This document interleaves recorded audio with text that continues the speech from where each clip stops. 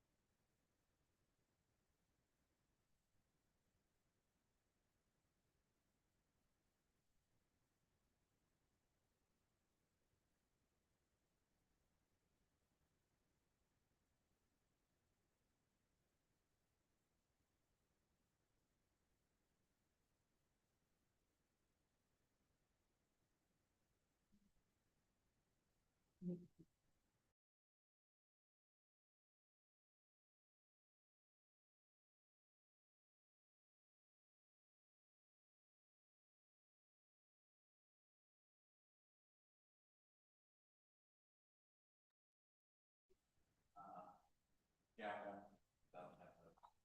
no worries, no worries. Like, I'll just meeting to order. Please. Mayor Pro Tem Grijalva, Here.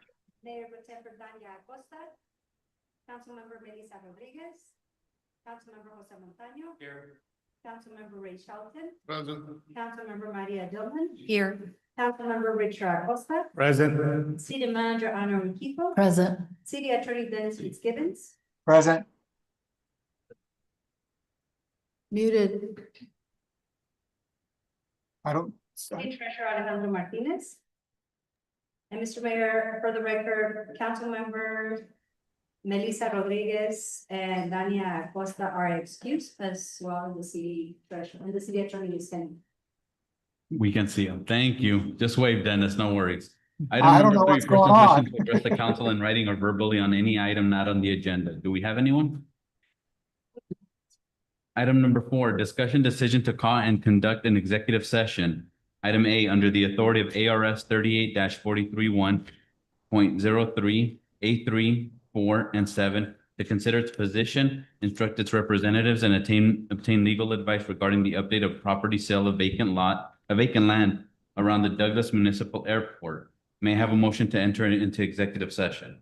Mr. Mayor, Mr. Shelton, I recommend we go into executive session to discuss said matters. do I have a second? Second. Motion by Mr. Shelton, second by Mr. Montaño. Any discussion? If no discussion, roll call, please. Yes. Councilmember Shelton, Yes. Councilmember Dillon, Yes. Councilmember Acosta, Yes. Mr. Mayor. Yes, we enter into executive session at 4:31 PM.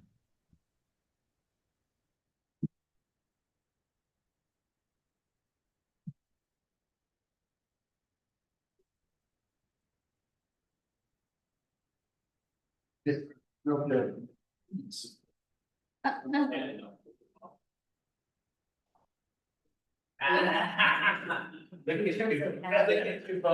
Trying to go out that other door.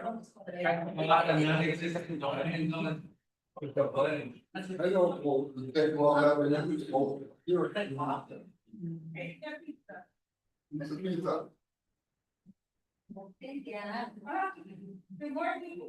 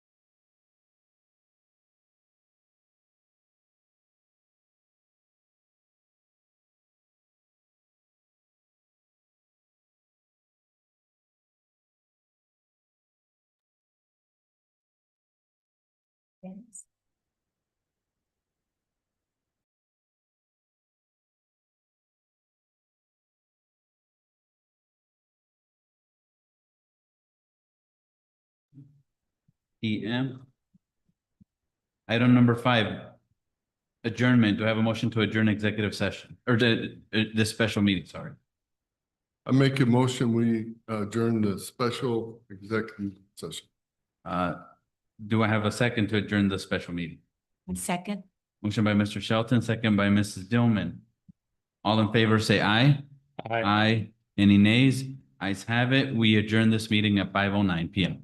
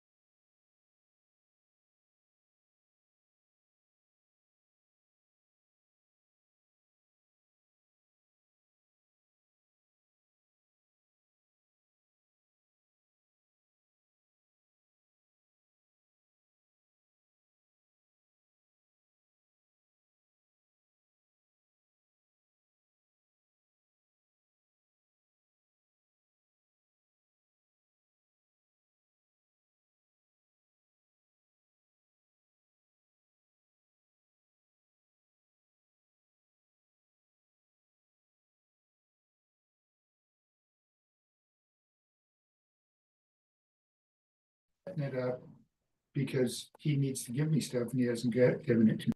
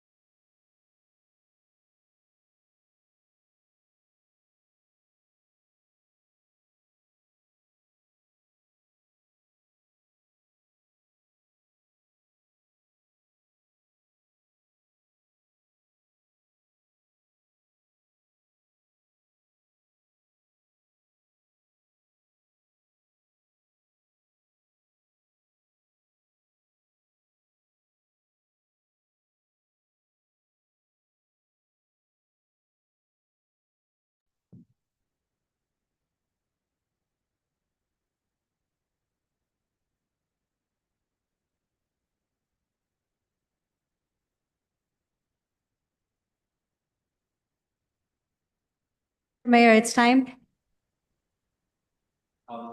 Special meeting to order.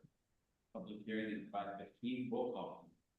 Mayor Jose Grijalva, Here. Mayor Pro Tempore Dania Acosta, Councilmember Melissa Rodriguez, Councilmember Jose Montaño, Here. Councilmember Ray Shelton, Here. Councilmember Maria Dillman, Here. Councilmember Richard Acosta, Present. City Manager Honor Urquijo, Present. City Attorney Dennis Fitzgibbons, Present. City Treasurer Alejandro Martinez. And Mr. Mayor, for the record, Councilmember Melissa Rodriguez and Mayor Pro Tempore Dania Acosta are excused, as well as the City Treasurer. We have anyone? We do not, Mr. Mayor. Sure. Awesome.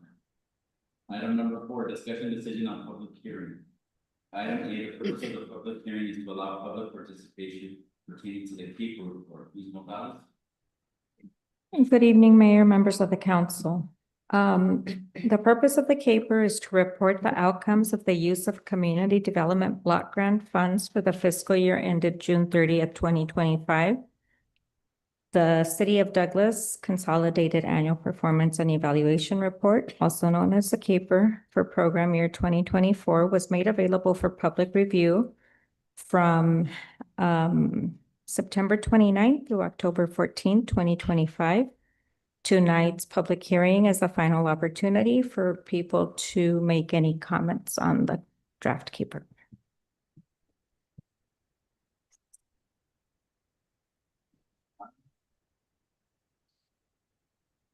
We do not, Mr. Mayor. We'll give it a.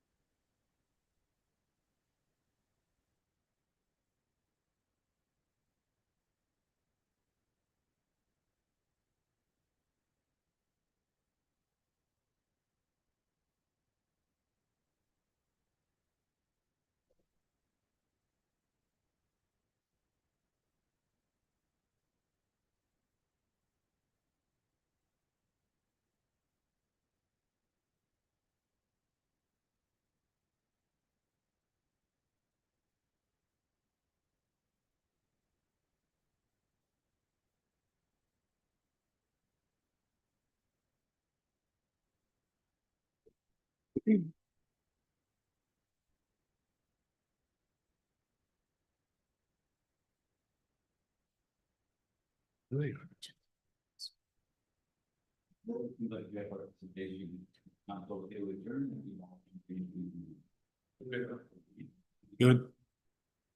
Motion to adjourn, item 5.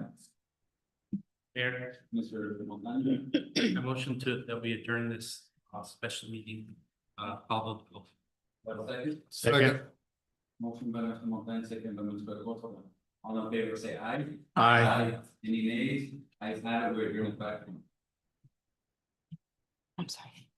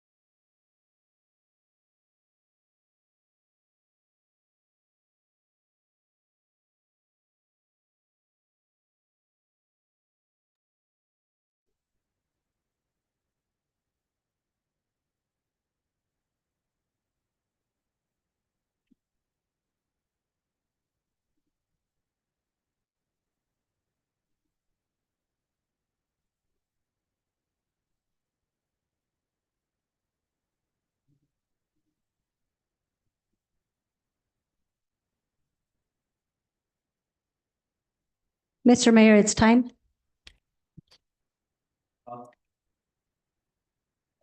Special meeting to order at 5:30. Roll call, please. Mayor Jose, Here. Mayor Pro Tempore Dania Acosta, Councilmember Melissa Rodriguez, Councilmember Jose Montaño, Here. Councilmember Ray Shelton, Here. Councilmember Maria Dillman, Here. Councilmember Richard Acosta, Present. City Manager Ana Urquijo, Present. City Attorney Dennis Fitzgibbons, Present. City Treasurer Alejandro Martinez. Mr. Mayor, for the record, Councilmember Melissa Rodriguez, Mayor Pro Tempore Dania Acosta are excused, as well as the City Treasurer. Thank you. Item number 3, persons wishing to address the council in writing or verbally on any items not in the agenda. Do we have anyone? We do not, Mr. Mayor. Thank you. Item number 4, proclamations, and we have 2 this month. Whereas the city of Douglas, Arizona is a community which acknowledges that a special vibrancy exists within the entire community when its individual citizens collectively go the extra mile in personal effort, volunteerism, and service. And whereas the city of Douglas, Arizona is a community which encourages its citizens to maximize their personal contribution to the community by giving of themselves wholeheartedly and with total effort, commitment, and conviction to their individual ambitions, family, friends, and community. And whereas the city of Douglas, Arizona is a community which chooses to shine a light on and celebrate individuals and organizations within its community who go the extra mile in order to make a difference and lift up fellow members of their community. And whereas the city of Douglas, Arizona acknowledges the mission of Extra Mile America to create 550 extra mile cities in America and is proud to support Extra Mile Day on November 1st, 2025. Now therefore be it resolved that I, Jose Grijalva, Mayor, and on behalf of the City of Douglas Council, do hereby proclaim November 1st, 2025 to be Extra Mile Day and urge each individual in the community to take time on this day to not only go the extra mile in his or her own life, but to also acknowledge all those who are inspirational in their efforts and commitment to make their organizations, family, community, country, or world a better place. And we have 3 honorees this year. I'll start with Ruth Betty Durazo. Ruth Betty Durazo has been a proud member of the Douglas community since childhood. Her family immigrated from Sonora, Mexico when she was 6 years old, and she completed her education locally, attending Ferris and 15th Street Elementary Schools, Huber Middle School, and graduating as a Douglas High School Bulldog. She continued her studies at Cochise College and earned a bachelor's degree in business from the University of Arizona. Together with her family, Ruth operates 2 successful businesses, Border Taco, established in 2003, and Chatitas, established in 2007. Despite a busy schedule managing businesses and raising 2 daughters in elementary school, she remains actively involved in the community, supporting local events and assisting her church with various programs. Recently, Ruth and her family experienced the loss of her father, Francisco Durazo, a beloved pillar of the community who dedicated his life to helping others. This recognition is offered in his honor and memory. And just to say a few words on that, I remember, and she, her family can attest to it. Every time I would go to Border Taco, whether it was with my grandma or, recently, I'd see him every now and then Chatitas, but her dad was always at Border Taco. She would always gleam about her kids, about Ruth, how they always want to help out. And I would ask him, can we have a fundraiser here? He'll tell me, háblale a Ruth. Te va a decir que sí, pero pídele permiso. Ella es la jefa. And she would always do her best to accommodate. There's never a no. She'll always find a way. When we had the senior night out with 40 senior citizens, she did the tacos and the sopa de fideo, and she went the extra mile because we were ready to buy, the stuff that we needed. She accommodated us for such an occasion because she cares about her community. So and then also not to forget to mention when Loretto has fundraisers, they donate a portion of their sales at the restaurant at Chatita. So we appreciate everything you do for your community, and I'm sure your father would be more prouder, at this moment. He was always very proud of you, but the fact that we're acknowledging you, and it's because of his influence in your life, you raised a really great daughter. So thank you for all that you do.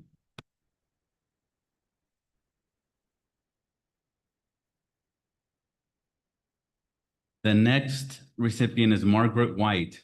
Margaret White has served as city librarian / library manager at the Douglas Public Library for the past 9 years. She holds dual master's degrees, an MA in English and an MLS in Library and Information Science, with emphasis in administration, digital systems, remote access, materials acquisition, program development, and knowledge management. She brings over 25 years of experience as a librarian to Douglas in public, academic, and special libraries in both municipal government and higher education, and she has served the library profession as a member of national, statewide, regional, and countywide organizations, including the American Library Association, the Illinois Library Network, and Illinois Library Computer Services organizations, the Metropolitan Consortium of Chicago, and the Cochise County Librarians Management Committee.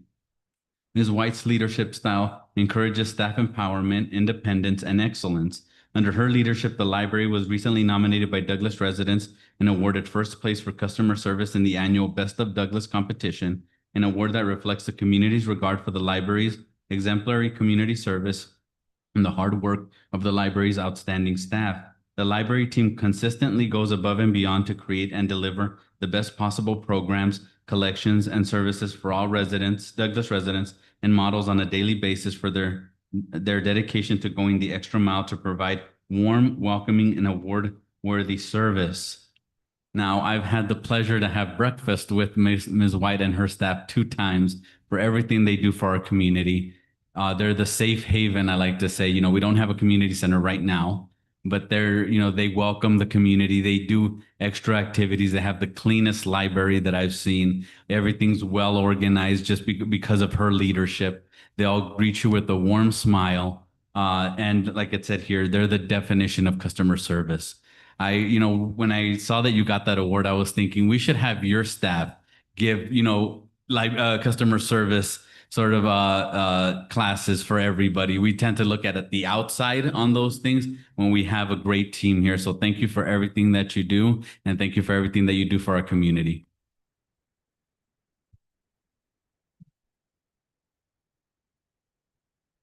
Now I'm going to ad-lib this because we don't have, es la traviesa out of the 3. Mrs. Ida Ann Pedrego. I don't have a biography for her. So I'm just going to tell you the reason why she was nominated. She was is given this award, but I've known her from 95, 96 because she was my 3rd grade teacher. That's why she calls me Mijito. She's called me Mijito ever since then. I credit her for teaching me how to do a budget because we used to do budget, with fake money, and she would teach us what's the important things, how we should do, how we should behave, how we should be great citizens. She was the Boys and Girls Club in Douglas before we're going to have one here, and teaching us those things, manners. And she would always go the extra mile when our parents needed resources or advice. She wouldn't be like any other teacher. No offense to any other teachers, at least in A Avenue Elementary School. And lately, as a member of the community, ever since I've been a council member and mayor, she's always wanted to do things for the community. She started the concept of Energize Douglas. She started with the merchants. You would have the spring festivals. You would invite everybody. You would talk to everybody to get them involved. This is, that's why it's grown into what it's grown into, because of your vision for it. She's also a member of the credit union with Mr. Villadria and myself. She's the president right now of the credit union here on Pan Am. There's going to be elections, so if you're interested, I'm sure she's going to ask you to be part of the board. She's very active. Even on days when she shouldn't be active because she doesn't feel well, she'll put all that aside for her community, for her family, for people that she sees as her children and grandchildren and sometimes. So we appreciate everything you do. We even appreciate you coming and complaining because you keep all of us in check. You say that, that you're going to rub us the wrong way. Sometimes we need to hear those things because the community comes to your shop, complains to you because they don't feel comfortable coming to the meetings. And then you're sort of the liaison in that. And you're very much appreciated for everything that you do. I know you have your family here, and we just let you know that we are the community we are because of this young lady that we have in the first row. So thank you, Mrs. Pedrego, for everything that you do.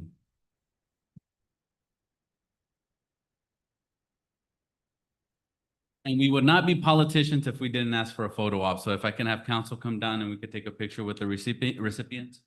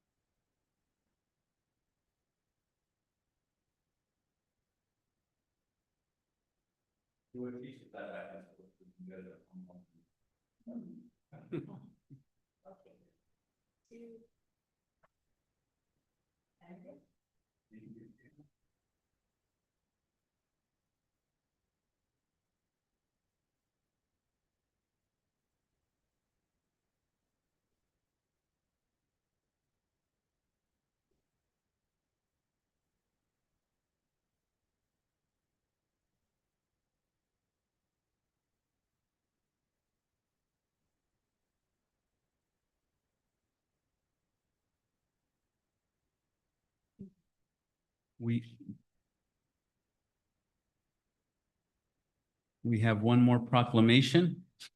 Whereas each year on November 11th, we pay tribute to the courageous men and women of the United States Armed Forces who have served and sacrificed to protect the freedoms and values we cherish.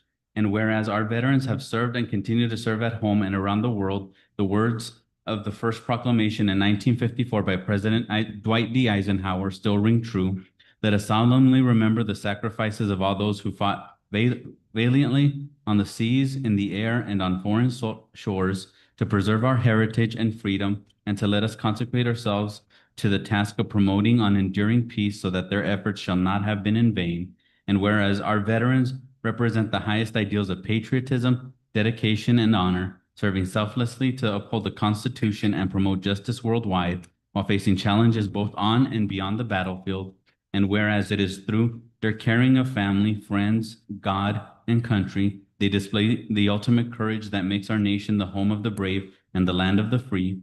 And whereas the city of Douglas, Arizona, a Purple Heart city, along with the rest of the nation, is forever indebted to our veterans for their quiet courage and exemplary service, we are proud to recognize veterans and extend our appreciation to those who have worn and wear the uniforms of the United States Armed Forces.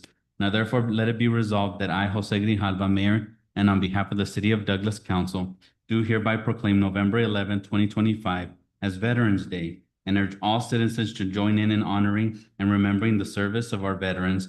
Let us show our deepest respect and gratitude to these brave men and women who have faithfully served our country and continue to be symbols of resilience, strength, and dedication. I call upon local citizens to display the flag of the United States and to support and participate in patriotic activities in the community. I invite civic and fraternal organizations, places of worship, schools, businesses, unions, the media, and all citizens to support the national observance with commemorative expressions and programs. We're here in this great country because they put their lives on the line. The least we could do is show our appreciation by thanking them. And a lot of them don't like to have that attention, but we're the greatest country on earth for a reason, and it's because of them. And we should still honor them. So I'm proud. I think we're all proud that we're a Purple Heart City. I'm proud to see those veterans banners up, and hopefully there's more that we can do. We're just getting started with honoring our veterans, and we'll continue to do so. Item number 5. This is the fun stuff, isn't it? Discussion decision on approval of consent agenda items. Item A, resolution number 25-1697, a resolution of the mayor and council of the city of Douglas, Cochise County, Arizona, accepting grant funding from Arizona Complete Health to support the purchase of essential equipment and to complete consulting services provided by Local First Arizona's Director of Food Entrepreneurship for the Douglas Community Kitchen Project in the amount of $25,000 and authorizing the city manager to execute all necessary documents. Item B, resolution number 25-1698, a resolution of the mayor and council of the city of Douglas, Cochise County, Arizona, accepting grant funding from Freeport-McMoRan to partially fund consulting services provided by Local First Arizona's Director of Food Entrepreneurship for the development of the Cocina Comunitaria Community Kitchen Development Plan in the amount of $5,000 and authorizing the city manager to execute all necessary documents. And item C, resolution number 25-1699, a resolution of the mayor and council of the city of Douglas, Cochise County, Arizona, approving and authorizing the submission to HUD of the city of Douglas Community Development Block Grant, CDBG, consolidated annual performance and evaluation report, CAPER, for fiscal year 2024. May I have a motion to approve the consent agenda items? Mayor, Mr. Acosta. I move that the mayor and council approve agenda items 5A, B, and C. Do I have a second? Second. Motion by Mr. Acosta, second by Mr. Shelton.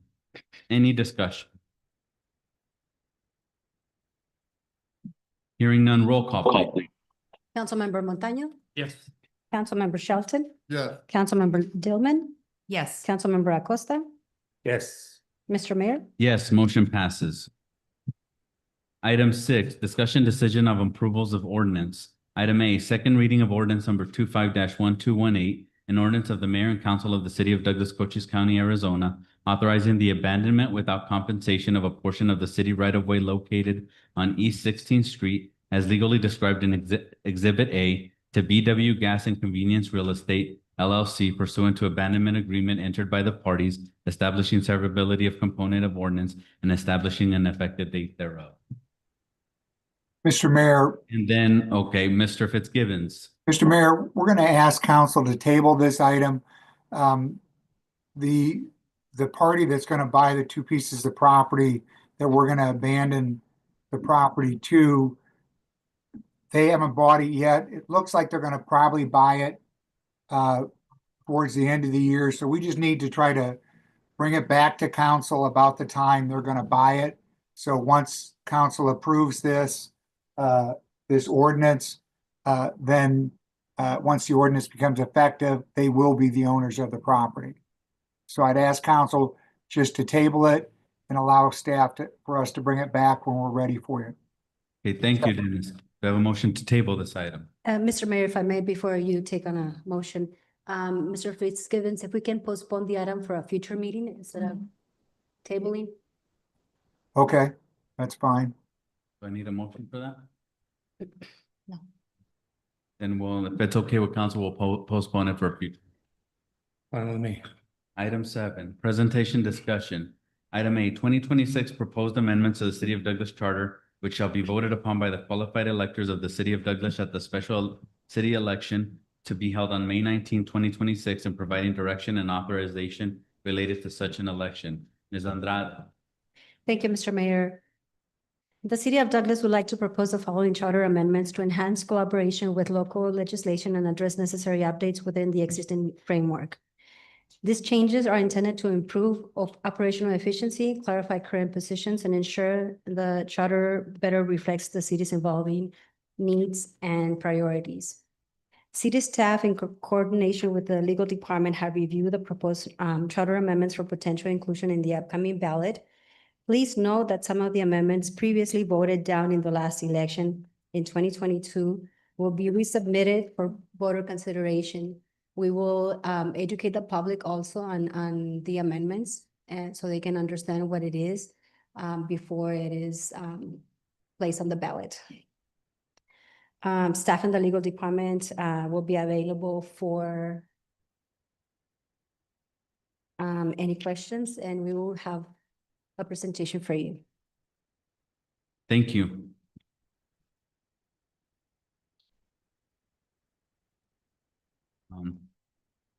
For clarity on some of the amendments and the understanding for public awareness and for some of the council members, the first slide is, what is a city charter? A municipal charter is the basic document that defines the organization, powers, functions, and essential procedures of the city government. It is comparable to the Constitution of the United States or a state's constitution. The charter is therefore the most important legal document of any city. You ask yourselves, why does a city charter need revision? Occasionally, a city seeks to revise its charter. There are several reasons to do so, since the charter affects everything that the city does or works on city government. It provides the basis for most municipal regulatory functions and for the delivery of municipal services. It also allows the city to reevaluate present operations, determine changing needs, and bring forth updates for voter approval and consideration, of course. Organizational efficiencies, the city strives to maintain the right balance between preserving public interest and participation while using technology to improve efficiency and policy-related functions. the public process and community voice remain central to all policy decisions. And with that, we will start with Article 2. Mr. Mayor, Thank you. We're gonna triple team this, right? Because I think this is where people's gonna take one, Mrs. Andrade and myself. This is Article 2, Mayor and Council. This is Section 2. And, you know, I'm gonna do something different because we do have members in the audience. We have more than the usual too, so I'm gonna take advantage of this.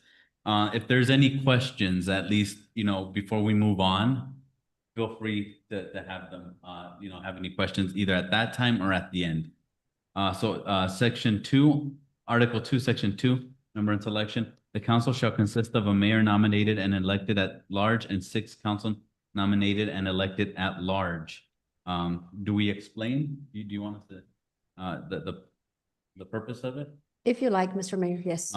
Yeah, so there was some concern about how many people put in for a council seat. Not to pick on you, but we only had one last time when we had to fill a seat. And there was individuals that wanted to run, but they said it's not in my ward. I have to wait for the next election, which some is 2 years, others is 4 years.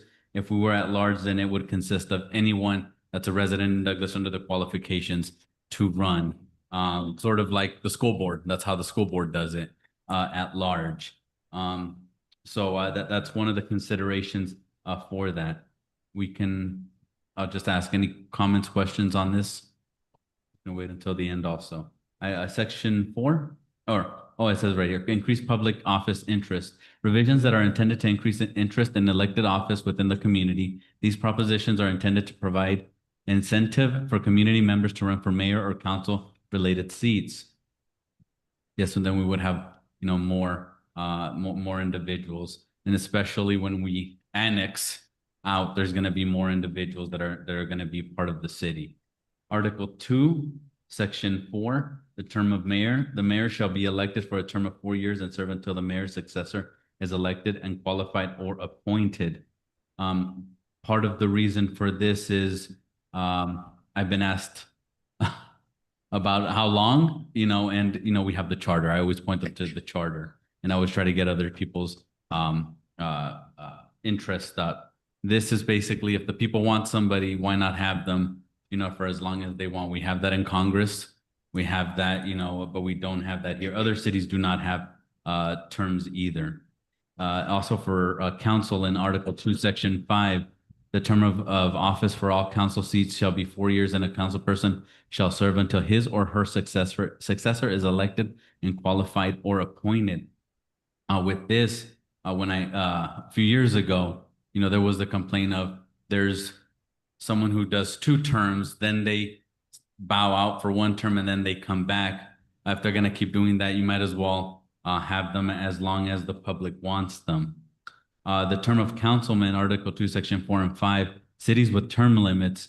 You see the cities of like Casa Grande, Nogales, Winslow, Chandler, Goodyear, Peoria, Avondale, Scottsdale, Mesa, and Phoenix. Cities without term limits: Prescott, Bisbee, Holbrook, Tucson, Glendale, Tempe, Yuma, Tombstone, and Flagstaff. So that's a diverse group between them. Especially Bisbee, they have, I think their population is around 5,000-ish, around there. Next slide. The slide will show data from the League of Cities and Towns highlighting that most cities have no council term limits and do not use wards or districts. These are Paradise Valley, incorporated in 1961. Their census estimate on population in 2023 was 12,502. Cottonwood at 13,000. Chino Valley 13,000, close to 14,000. Somerton 14,594. Douglas, that we're at, 15,638. Payson at 16,000. Coolidge at 18,000. Eloy at 18,000. Nogales at 19,000. Fountain Hills at 23,000. So these are the ones that again have that most of them have no council term limits and do not use wards. So you can compare it with Douglas. And there's some of them, that's why it says directly elected mayor. There's some of them that you have them elect council, and then out of them, they pick the mayor. So we have the system where the people pick the mayor, not the council. Douglas is the only one with term limits for mayor, 2, term limits for council, 2. Nogales has term limits for mayor and term limits for council. These are the ones that are in our sort of category when it comes to population. And as you can see at the end, it's also the ones with the wards. And I sort of got picked on. I got to give him the attention because he'll get mad at me if I don't. But when I saw a council member from Sierra Vista at the League of Cities, you know, he's like, you still have wards? That's like 1960s, 1970s. And it was really, I mean, we had wards here because we had segregation here. So it was to make sure that everybody was represented, that every group was represented. Here, we're kind of diverse now. We're kind of all over the place, right? So it could be seen as outdated to some. Next slide, please. Or is that it for me? That's it, Mayor. Thank you. So now section 6, qualifications. Am I taking that or one of you take it? Mrs. Andrade? So Article 2, Section 6 on qualifications.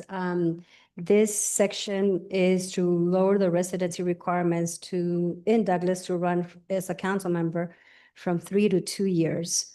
It would also, any interested party shall provide proof of residency, mortgage, and or utility bills that are under their name in order to qualify. Mayor, members of the council, I'll go on to section 9 of section 9 stipend of mayor and council persons. But I'll go back a little bit and just share also that on term of mayor and term of council member and in qualifications, we did attempt for that to go in the 2022 charter revision.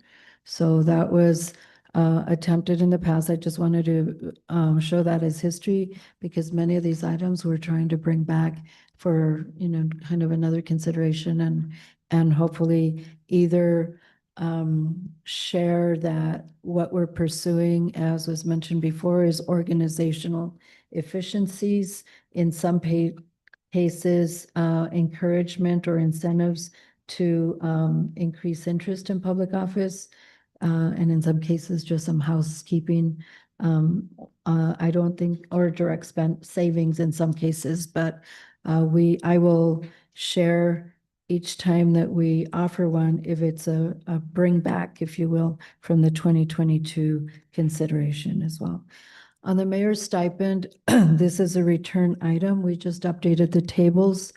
You can see from the table here that our $300 stipend for the mayoral seat is among the lowest, with the exception of Nogales.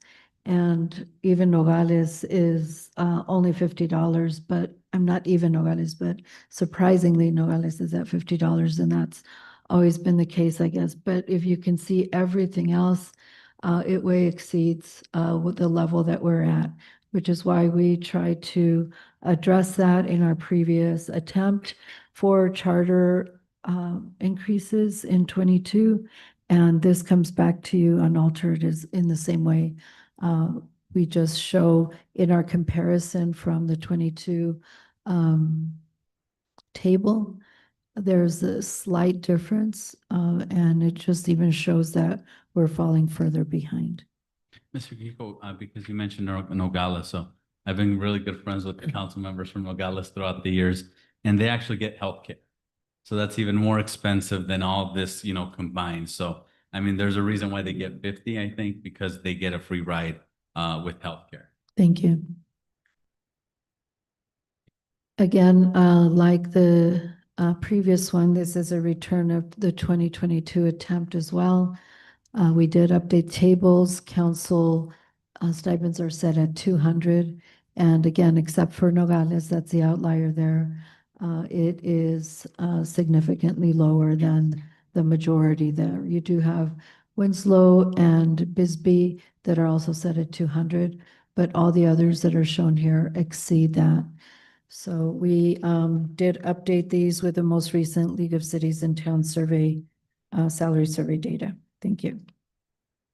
Thank you. This next slide, vacancies in the council and office of the mayor. Article 2, Section 13B goes along with Article 2, Section 2. If the voters were to approve Section 2 for council members to be elected at large, this Section 13B would be removing the word and adding from city.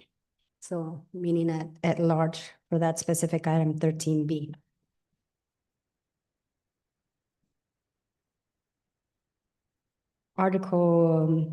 Section 13C.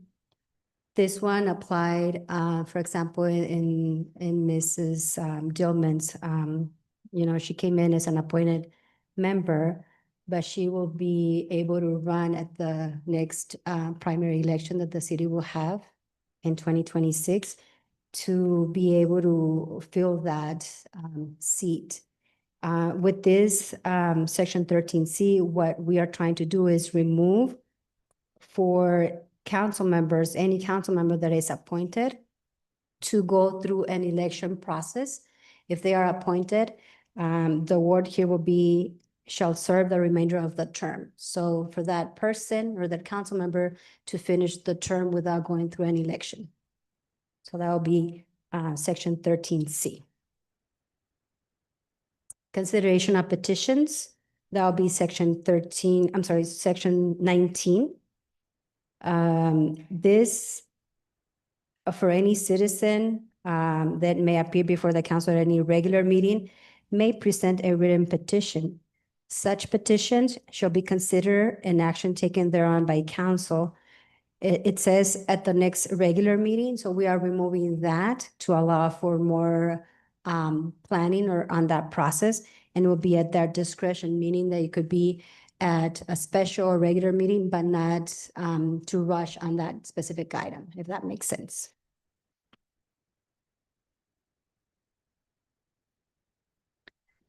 Article 3, Section 7C, power and appointment and removal. These positions are no longer used as appointees of mayor and council, and are also being stricken, city physician and council. City attorney's already there, and this is more of a housekeeping item. Administrative departments and officers or offices and employees, Section 1C. This is a 22 return item. This is placing the city clerk back into the administrative departments and officers. Also a housekeeping item that coincides with another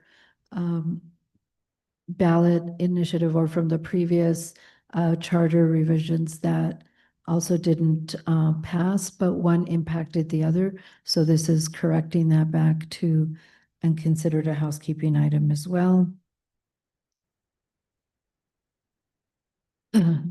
Under the same section, Section 6B, there have been over time modifications to what we call a merit principle in our charter. This has to do with the way we hire and handle employment issues. The charter does not provide a purpose for the Merit System Board. It was deleted over time, but this portion of a board with no purpose kind of remains just hanging in there. It does cause some issues with trying to establish something where they have no charter role. And we are attempting again, as we did in 2022, to recommend that it is stricken from that section. There's still a principle of merit that is followed for all employment matters. It's just the purpose was stricken from for the Merit System Board some time back. And this is just housekeeping to keep up with that in that context. Article 7, ordinances and resolutions, Section 6A. This is also a 2022 amendment coming back to voters. And the reason here is to have the ordinances, proposed ordinance or resolutions having the effect of an ordinance shall be made available to the mayor and council at least 24 hours. We will try to have this for consideration to remove 48 hours and have it 24 hours prior to the meeting, which is usually what you do with the agendas. The agendas need to be posted 24 hours prior to the meetings. So we would like to do the same with ordinances and resolutions.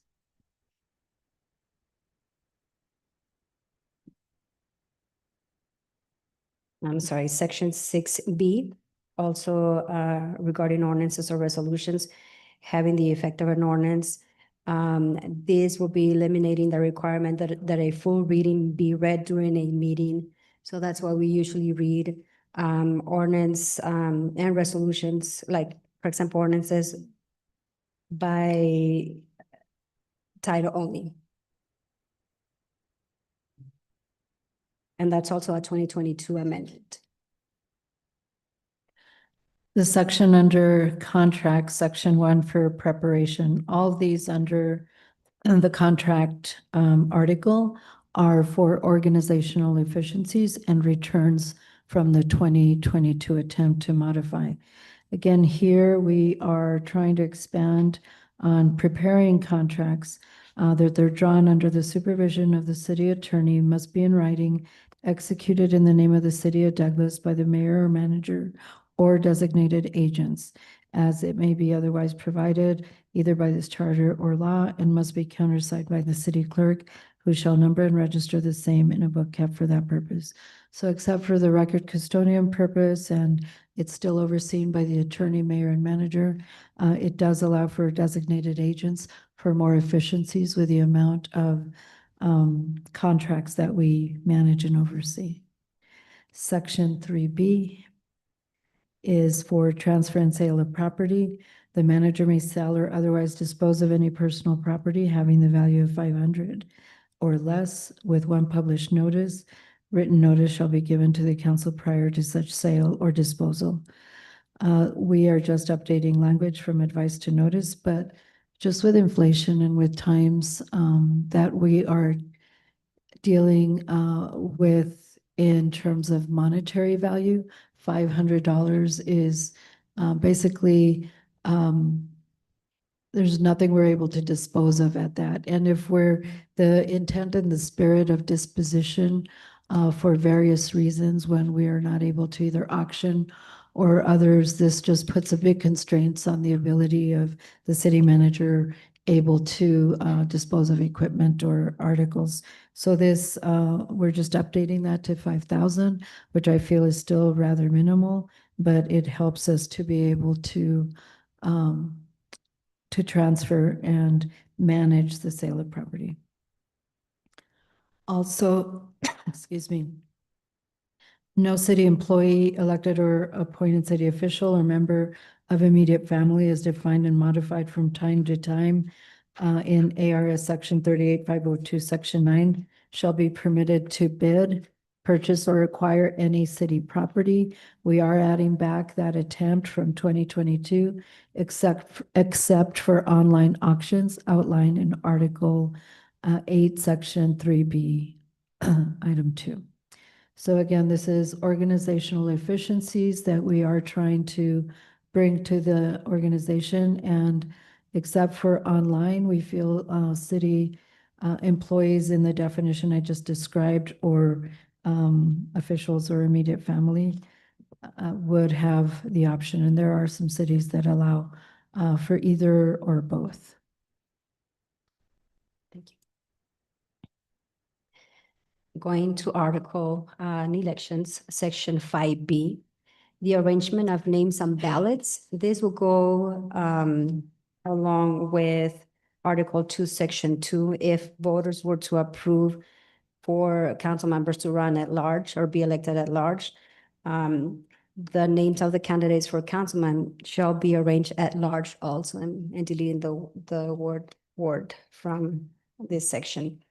Nothing on the ballot shall be indicative of the source of the candidacy or the support of any candidate. Section 6C, nomination for primary election.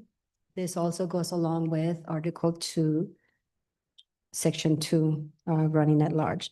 The petition or petitions for nomination of a councilman shall contain the signatures of qualified voters aggregating not less than 5% and not more than 10% of the number of electors voting for mayor at the last preceding election at which a mayor was elected. Obviously, this would increase the number of signatures that council members will need to collect. So, for example, going by maybe numbers from the last election, I'm just gonna say if it was 1,300 or 1,400 votes cast, council members will need to collect anywhere from 66 signatures up to 132. Just fair numbers. Because you mentioned it's more signatures, but it's easier to get those signatures at the same time because a lot of people come to you and say, where's my, tell me where the ward is, tell me where the lines are, which streets. Correct. This is kind of now open to everybody that you encounter that's a registered voter in Douglas. Correct. Thank you, Mr. Mayor. Section 8B, obviously will be removing an entire section if in a primary election, one candidate for councilman in a ward does not receive a majority of votes cast at a large for councilman, then the two candidates with the highest number of votes will be considered nominated and their names will appear on the ballot of the general election. In case of a tie for a second place, that candidate with the highest number of votes and those tied for second place will appear on the ballot of the general election. This shall be the only candidates for councilmen from the ward in the general election.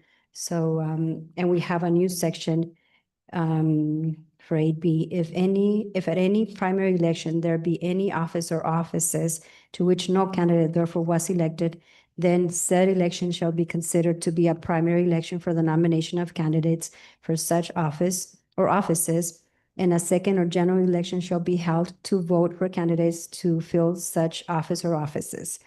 The candidates not elected at such first election equal in number to twice the number to be elected to any given office, or less if so there be, and who receive the highest number of votes for the respective office at such first election shall be the only candidates at such second election, provided that if there be any person who under the provisions of this section would have been entitled to become a candidate for any office except for the fact that some other candidate received an equal number of votes therefore, then all such persons receiving said number of votes shall likewise become candidates for such office.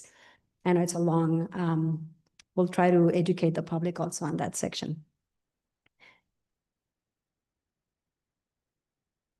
Section 14, canvassing the returns and declaring of election results. We had an issue with, not an issue, a conflict maybe with canvassing the last election results with changes in the county offices and for them not canvassing on time. So the city charter right now says that we have 7 days to canvass our results. So we cannot canvass results until we have the canvassing from the county. Therefore, allowing 21 days will give us plenty of time to canvass once the county canvasses their final results. So that will be changing 20 days. Changing 7 days to 20 days to be able to canvass our election results. And section 15 will be removing in its entirety, section 15A through B, alignment of ward boundaries if in fact voter approves Article 2, Section 2.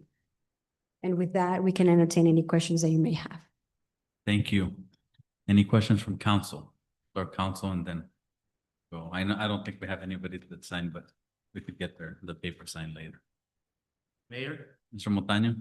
I just have I agree with all these, the amendments for increasing efficiencies. But what I have concerns is with the realignment of the wards for at large. Just because I know, I think Douglas and Nogales are kind of unique in that the south end of of towns are the older part of towns. And they're like the areas that are, I wouldn't say less represented, but those are kind of like the areas that are being forgotten. So for example, here in Douglas, the growth is up north, hopefully it's gonna be out west. But the areas in Douglas, in the south side of Douglas, for example, 4.2 and even part of 3 are almost being forgotten. And my concern is that if we put out at large, if people, from the northern part of town are elected, I think the south side of town is gonna be even more forgotten than it has. So that's one of my main concerns. Like I said, the increase in efficiencies and all that is great. But the concern for to go at large is a concern to me because of the representation. Right now, the person has to live there, so you see what's going on in that area. And if let's say, for example, we get 5 board members that are north of 10th, north of 15th, they're gonna be concerned with that area, not where they live.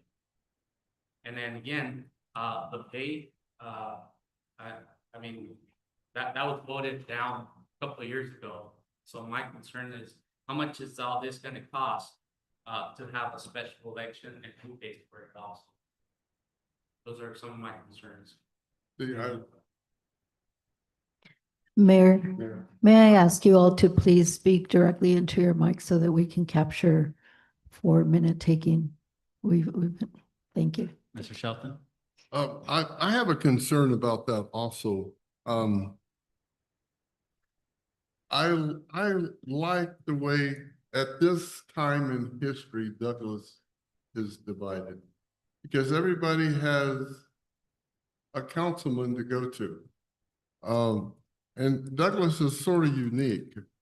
Douglas is, and maybe you'll agree, maybe you won't, it's sort of a cliquish town. We have many organizations here. We have many clubs. My wife belongs to 4 women's clubs. We have groups that are friends, that have been friends forever. And then we have churches. And I'll pick on the golfers, which, you know, I'm in favor of golf club and so on and so forth. You know, hey, they're having to be, I'm gonna run for city council because I want this. And then, hey, you know, I will too. And the third guy say, hey, I will too. And they all have the same what? The same idea on what they want to happen. Or it could be a club, or it could be a neighborhood. Hey, my next door neighbor's running. Hey, why don't you run too? That's just, Douglas still has that that attitude and that people knowing each other. I could even might be a church group.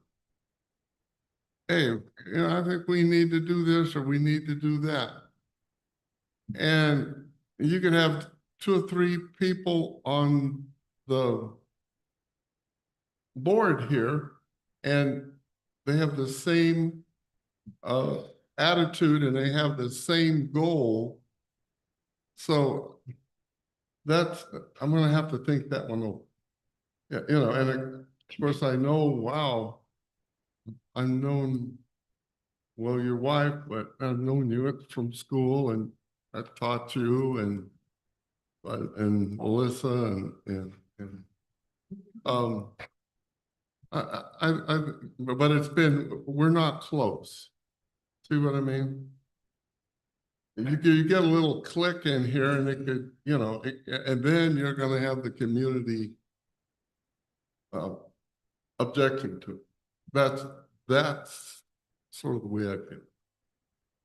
And as far as like your salary, I didn't even know this had a salary until they said, why don't you go downstairs and sign up for it?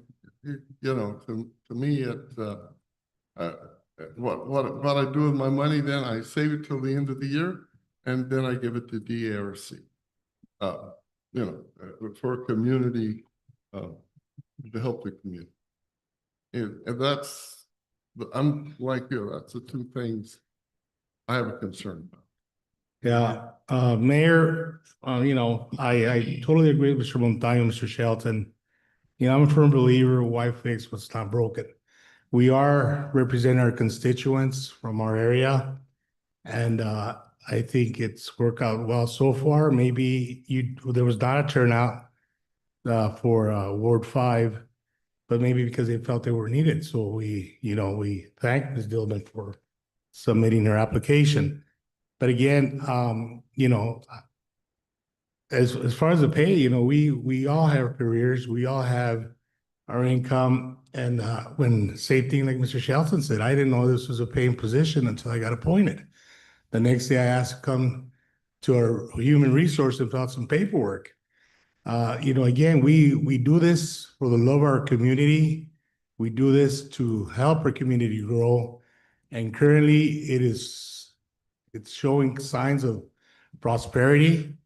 And I think it's only up to us, the representatives of the community, with dignity and let this city prosper the way it's doing. And it's come along a long way.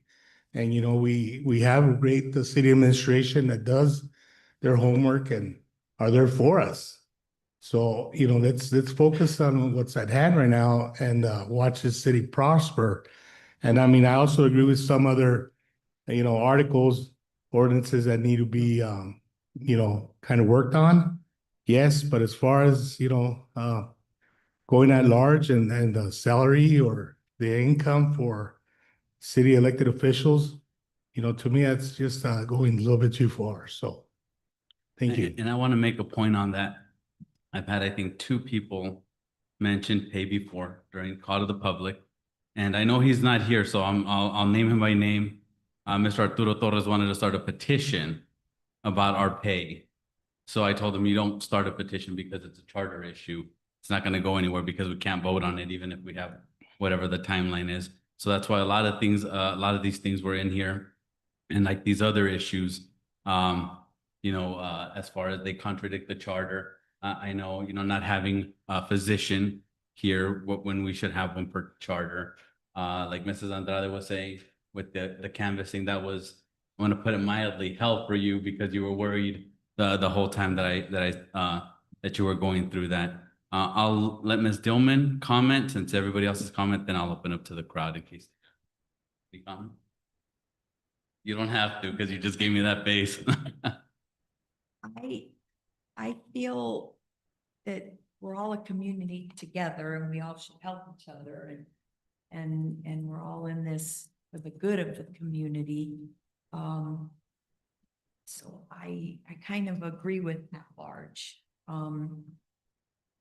Again, because we're here to help each other and make the community grow and prosper and watch all the fruits of our labor better in a better community. As far as the pay, we're here for the community and I feel that I really don't care. Here to do the right thing. So that's. Thank you, Ms. Dillman. I know there wasn't any paper signed for that, but is there anybody from the audience that would like to say a few words on it?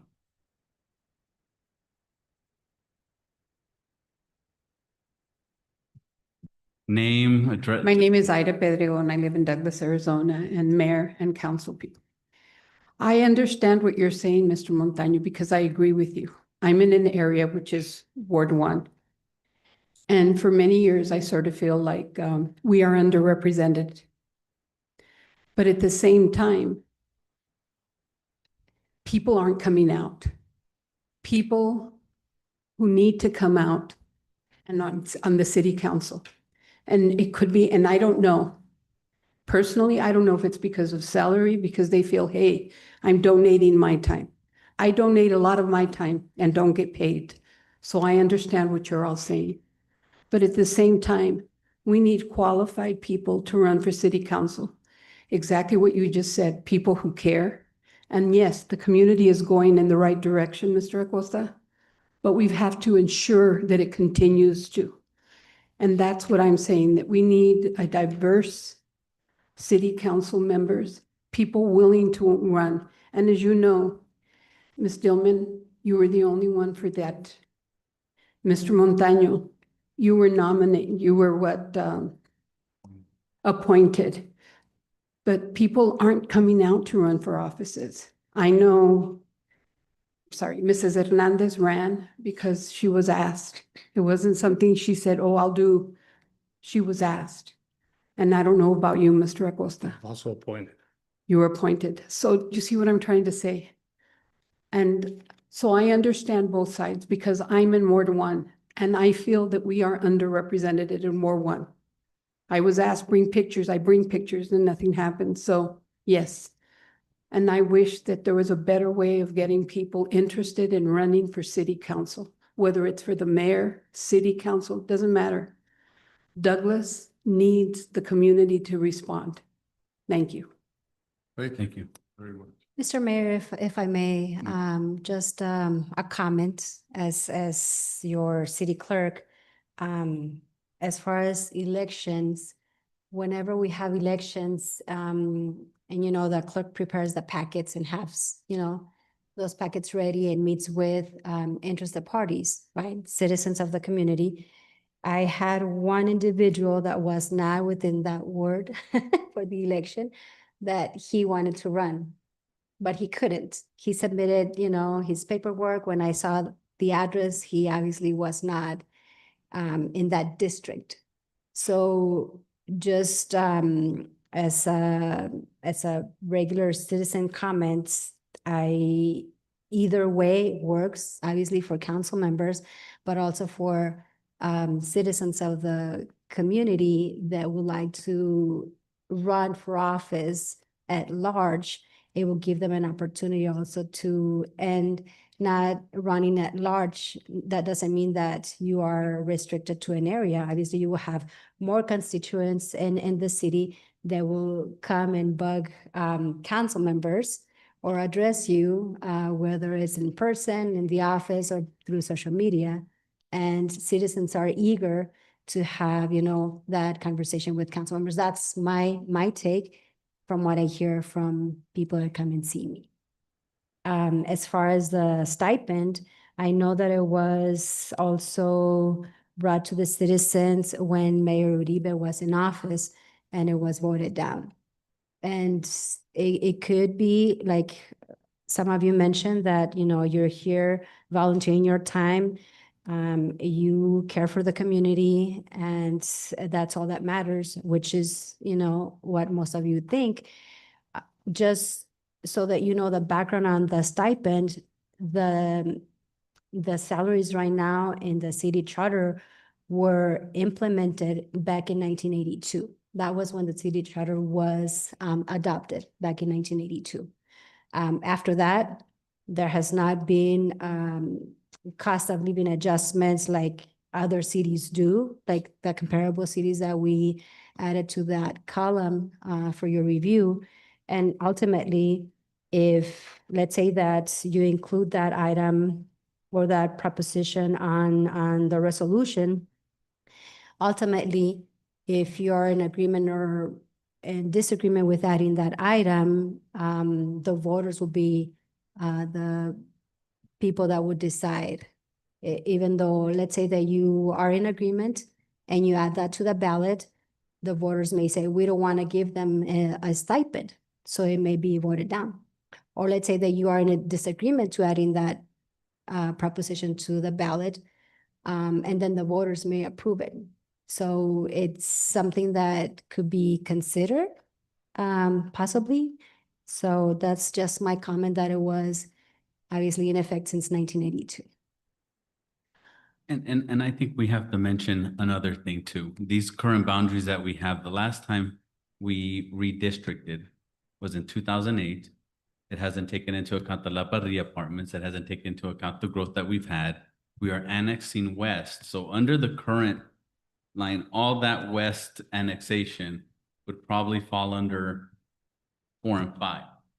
Mhm. So you're talking about 2 council members, maybe 1, that's if you split in sort of like that weird split. You would have 1 council member likely all in charge of what we have now, plus the annexation out west, all the way to the new commercial port of entry. And we're just talking about 1 council member. So, I mean, I'm not gonna repeat what you said, but just putting that also. But I do want to say something about the stipend, because I'm gonna pick on you if you don't mind, because we did talk about it. It's not like, you know, I'm asking for it. I know what I got myself into. I was a councilman for 6 years. I know what, you know, I know the charter. But it's people asking. You even had that discussion with me today on it. You brought it up. So like I said, it's not me. For me, I don't agree with a lot of these things. It's, you know, and some of them in the ordinances, but my mindset is let the people decide. What we all have to understand too is, from your point, because you mentioned it today, it's not the same council, it's not the same mayor, it's not the same administration that got all this shut down in 2022. It's new. Mr. Acosta said, we're moving along. It's a different viewpoint. So when, you know, and no offense to my other predecessors, they didn't have people saying that in the call to the public like they do with the salaries now. So it's a different situation. For me, just let the people decide. If they want to put it up, let's, and if we disagree with it, at the same time, we're supposed to be representing the people. So if we don't like something, then maybe we shouldn't be serving if we don't like what the people want. But that's just my thought on it. We do have another presentation, so last call if anybody wants to say anything. Yeah, I would like to add this.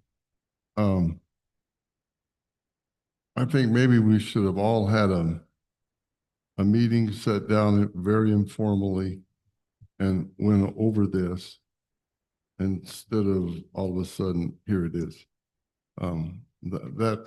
That's my view and my thought. Mr. Shaw, we still have to, I mean, this is just a presentation. We're not Oh, I voting on know. anything. Well, we could still But- do it. But it would break open meeting law, so it would still be an informal discussion here at the dais with the presentation at the very least. So that's why there's no resolution to vote on. Anyone from the crowd? What is this? Mr. B?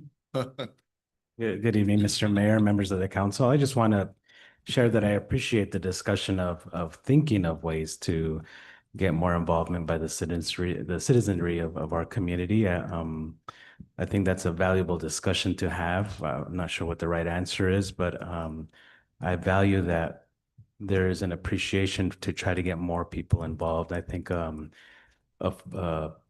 best democratic type of society is to get competitive races. And so if we continue to have elections where there's only one person involved, that person may be great, may be the right person at the time. But we don't, the best kind of democratic society is to have competitive races to force our local citizenry that is running for open office, to force them to share their platform, to force them to knock on doors, and to force them to state why they should be involved in elected office. And I think the trend is not happening right now. It's probably true in other small communities that have these challenges. So I appreciate that there is a discussion to open up the system. We do have a pretty small community that's kind of monolithic. You know, we don't have vast areas of demographic or ethnic changes throughout our city limits. And so I live in a ward I live in a neighborhood that's on the border of another ward. And I know that if I walk from one ward to the other, that I'm still in the same community with the same people, with the same needs, and I'm not experiencing something different by being in one ward and then being in a different one. And so I just want to say I appreciate that the city leadership is having this conversation. Thank you. I was gonna clap because he's never I don't think, unless it's been a recognition, he hasn't gotten up there and said it. It's a first and last time. It's for the record book. Anyone else? This is your charter, so I mean, if the discussion's gonna come, it should be now. think we want to end it on the high note of Abe discussing it. So if there's no other discussion, we'll move on to the next item, 7B, tourism programs.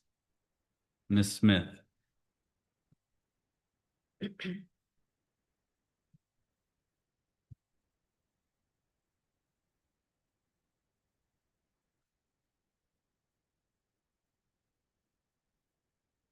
Good evening, Mayor, Council, members of the public, and staff. Tonight, I will be providing a high-level presentation on our tourism program.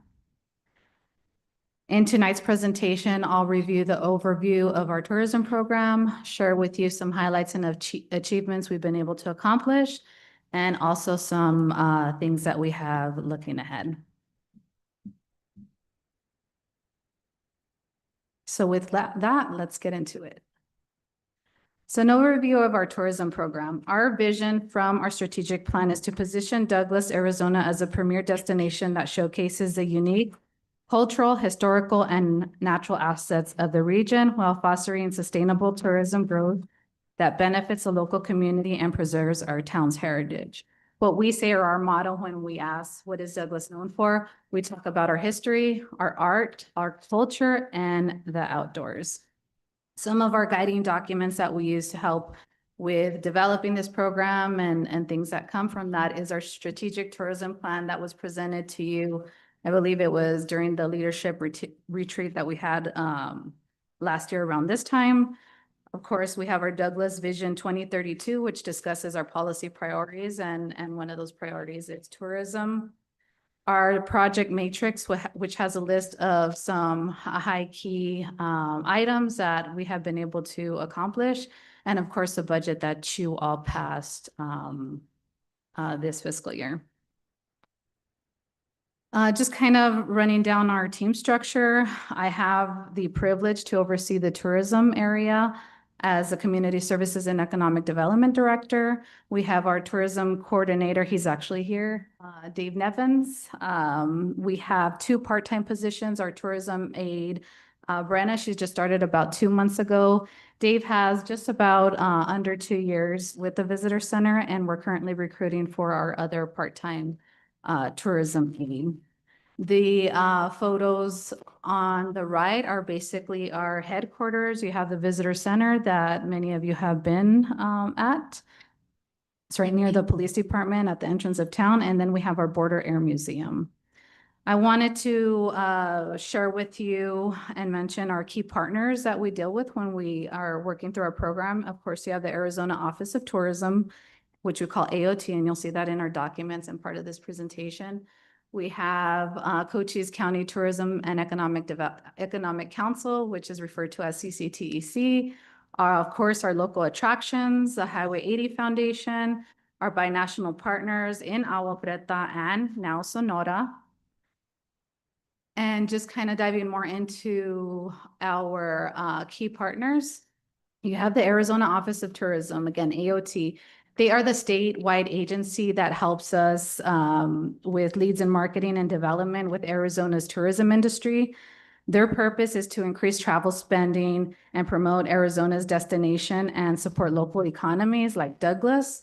More recently, they're focusing on places like Douglas to drive some of the trends that they're seeing is quick day trips to towns like Douglas. There's also access to statewide marketing campaigns and visitor outreach, especially when you're affiliated with one of their designations or accreditations that they have. There's also inclusion in statewide tourism materials, travel guides, and digital platforms that are available. One of the key highlights is there are opportunities for the cooperative marketing grants and funding, and I'll touch base on that during the presentation. There's training and professional development for tourism staff. One example is the Governor's Conference on Tourism, and that's what they call GCOT. That happens once a year, typically July, August timeframe. And basically the goal is to strengthen Douglas's visibility as a destination and leverage state resources to boost local tourism impact. I'm not sure why the second column doesn't have, but that's the Cochise County Tourism Economic Council, CTEC. There's 2 components. There's a rate review process that has to do with our transfer station, and the other component is the tourism aspect. So you can think of this as a regional collaboration. It's a collaboration between Cochise County and member cities, towns, and I'll go over those shortly as we dive into it.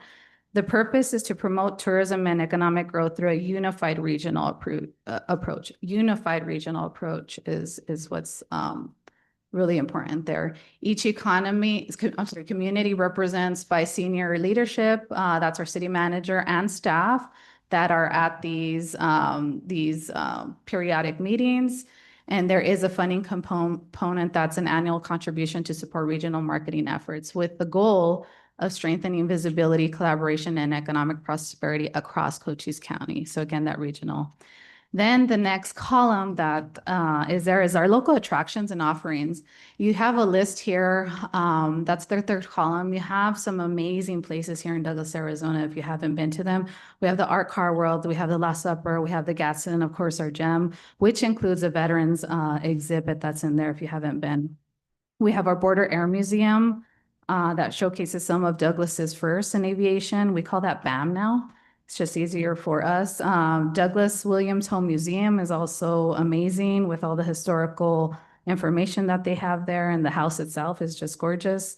The Casa de la Cultura is one of the also new place that's available for people to come in. And if you haven't seen some of the artwork in there, please make sure you take a chance to take a look at that. Of course, there's the list goes on. You have Slaughter Ranch, Agua Prieta Tours, Whitewater Draw and Wildlife Area, Chiricahua Mountains, the art galleries, art studios, downtown Douglas G Avenue with our merchants, our murals. We have a mural page on our tourism website. We'll share that in a moment. And of course, our restaurant. Some other key partners we have the Highway 80 Foundation, and that's a group of cities that are along the Highway 80. That one is also reforming right now and doing some restructuring. We also, through our tourism coordinator, been working through Highway 80 East. So that's basically from Douglas going through Portal and New Mexico and using them as a key partner as well. Binational partners, Agua Prieta has been amazing. We have, thanks to Mayor and the periodic meetings with our counterparts, Agua Prieta and Douglas have been doing some collaborative efforts that I should say in discussions, but there are some actual real programs that could come out of it. More recently, we're going to have our staff meet with Agua Prieta's visitor center staff and kind of share what we have going on in each area. So it's just going to strengthen our relationships with our counterparts. And this also now includes the rest of Sonora, that may be other sister cities. So I wanted to dive a little bit into the CCTEC partnership because we do get some questions on that. So Mayor and Council approved the IGA May of 2025 approximately. And this includes the membrane cities. This is Cochise County, Wilcox, Sierra Vista, Benson, Bisbee, and Douglas. It was approved for a one year renewal for 4 years. So every year it's going to renew with the option to cancel at any time. I learned more recently in discussions is this has probably been going on for 2003. So it's a strong partnership. And again, many of the strategic partners that we work with Cochise County. So our funding schedule is $35,000 comes from Cochise County, $35,000 comes from Sierra Vista, Benson, Bisbee, Douglas, and Wilcox pay $15,000 as part of this contribution. So of course that comes with some highlights that we have to share with you. So the Arizona Office of Tourism through the CCTEC was awarded $48,500 this year for marketing. I actually have a supplemental handout. I know time is limited, so I want to share that with you, and I'll have Dave share this handout. So essentially it's what we got approved for, and it's 3 digital ad products, 6 print ads, and this is RV magazines, historic type magazines, depending on the target market, 2 engagement tools. And again, this handout is available to you and a rationale behind why Douglas chose some of these products along with the rest of the CCTEC. We also have the visitor center staff quarterly visits. This has been proven to be powerful. So basically what this is all our staff, which you see in the picture, the two pictures, this is all the staff from each Cochise County communities, and they go visit each community each quarter. The power behind this as we go for a regional effort is we go visit Wilcox and we know exactly what they have to offer and we get to experience that. One example is a visitor came to the Bisbee Visitor Center and their staff was able to describe, you got to go down to Douglas, check out the Art Car, we'll look at the Last Supper.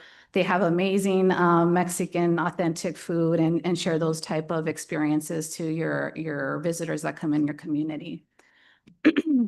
I mentioned the governor's conference on tourism. These photos are from the conference. And this year I had the opportunity to go and you can just really see the cohesion with this group from all the communities. And it's not just one person representing the community. We come in a group and it's kind of proven very positive. The one on the bottom right, we had the AOT marketing or digital content creator, which we share some of the upcoming programs, and they're going to be down here, or at least that's a plan for November, to showcase some of the events that we're having. And again, it's a great experience to see kind of how this group operates together, how they work together, the network that they've been able to achieve. And then lastly, one of the newer things that has just came about is called Placer AI. So Placer is a analytical platform using artificial intelligence. It uses mobile data to track real-time foot traffic. It helps tourism offices like ours understand who visits Douglas, where they come from, how long they stay, and what places they visit most. We get to see where they originated from, an impact on attendance. And I have some of the events that we've had recently this year, the wrestling event, Douglas Days, and it kind of helps us measure that impact on attendance. And that's been very helpful for us. It also has different components, and just like other artificial intelligence, we're just learning the basic of it. And we have the basic kind of we have the basic of it, and just learning how more of how this platform can help us from an economic development standpoint when we're looking at recruitment and whatnot, more than we've already done. So just to recap the overall benefits to Douglas, it's to expand the visibility across national and international audiences. It drives spending in our communities and the regional collaboration and marketing, shared costs, and again, insights to future strategies. So just wanted to share these few photos from our more recent efforts. So going into our tourism highlights and achievements, we've developed a social media presence. We're on Facebook and Instagram. We're exploring TikTok, but not yet. We want to make sure we have a good grasp of periodic posts before we move on to the next venture when it comes to social media. We developed a city brochure and rack card. We have those available outside my office if you're interested in seeing those. I know Dave has some material available for you too if you're interested. We have a discovery map that we have available that shows our key places in the community or service areas that we get most that we get asked about when people go into the visitor center.